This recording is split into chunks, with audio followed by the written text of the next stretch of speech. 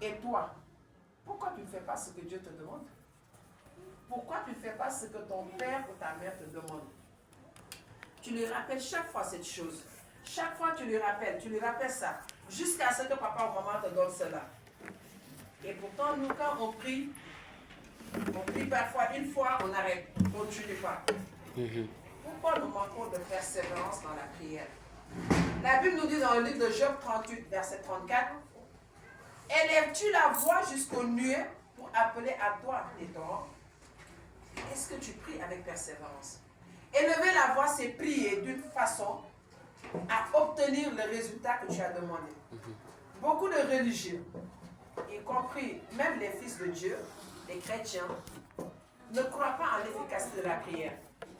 Pourquoi je le dis? Parce que souvent, tu vois des chrétiens qui te disent, j'ai tel ou tel problème, tu leur demandes de prier, ils te disent, je prie ça, mais pourquoi ce mais? Que vient faire le mais là-bas? Le mais change tout. Il modifie tout, il efface tout, il gâche tout. La Bible nous dit dans le livre de Psaume, j'avais dit, vous êtes des dieux, vous êtes tous des fils du Très-Haut. Cependant, vous mourrez comme des hommes. Vous tomberez comme un prince quelconque. Dieu s'attend à ce que ses fils, ça veut dire toi et moi, nous chrétiens, que nous acceptons, nous qui avons reçu Jésus, confessé Jésus comme notre Seigneur et Sauveur, que nous exercions l'autorité qu'il faut, l'autorité qu'il nous a donnée, que nous l'exercions dans la prière.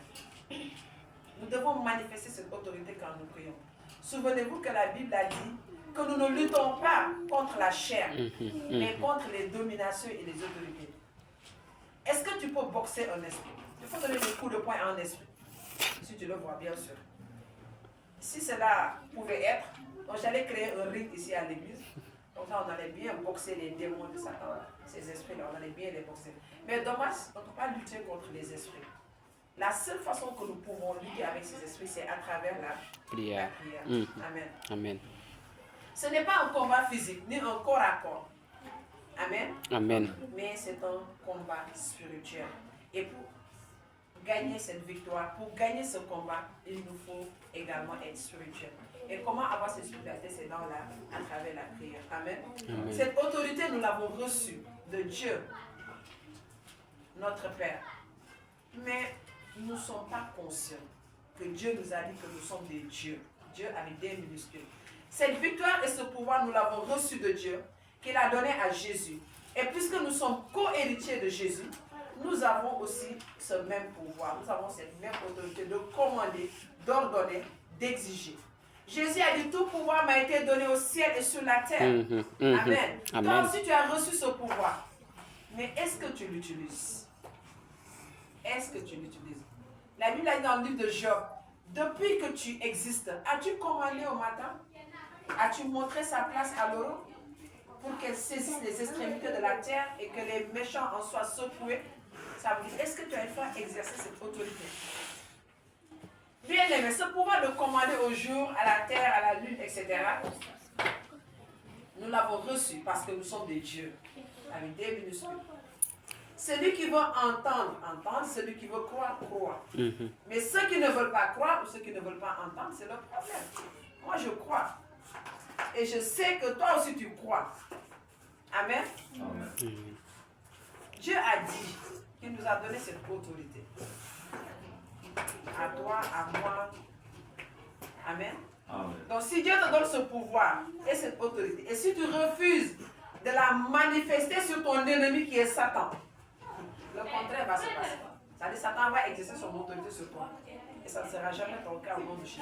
Amen. Amen. Mais puisque notre autorité est suprême et souveraine en Christ, elle se manifestera toujours sur Satan et ses agents. Au nom de Jésus. Amen. Satan n'aura jamais la victoire sur nous. Amen. Parce que cette victoire, nous l'avons reçue. Amen. Au nom du Seigneur Jésus-Christ. Donc le dernier mot reviendra toujours à notre Dieu. Amen. À nous, pourquoi pas, puisque nous sommes des dieux, avec des minuscules. Amen. Amen. Amen. Ce pouvoir ne peut être exercé que par celui qui est conscient qu'il l'a reçu. Ce pouvoir peut être exercé de celui qui est conscient de son identité en Christ et en Dieu le Père, et de l'impact que peut avoir sa prière, non seulement sur lui, mais aussi sur sa famille, sur son voisinage, sa ville, son village, etc. Donc si tu es conscient que ta prière peut porter du fruit, tu vas prier. Mais si tu es conscient, si tu crois que ta prière ne peut rien faire, donc tu ne vas pas prier. Amen. Amen. Alléluia. Amen.